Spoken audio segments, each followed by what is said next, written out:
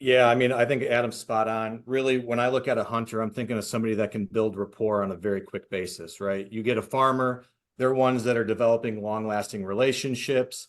They really focus on the rapport when it comes to long-term. So they don't want to really disrupt that apple cart. They really want to just make sure that they're friendly. They have that long-term relationship, and they're going to try to avoid anything that they can to kind of disrupt that relationship because that's ultimately what drives them.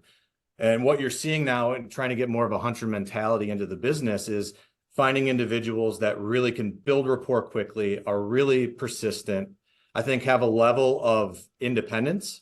You need to have independence when you're a hunter. And then really, I think one of the biggest things that I've seen in my tenure has been individuals that can forget quick, right? We're going to get rejection a lot of times as hunters very often. And so I've seen typical hunters are able to get the no, take a deep breath, move on, and go to the next one. Whereas farmers will dwell on it for a long time, or maybe not even put themselves out there because they're afraid of getting that rejection. So I really think those are really, to me, the two differences between a hunter and a farmer.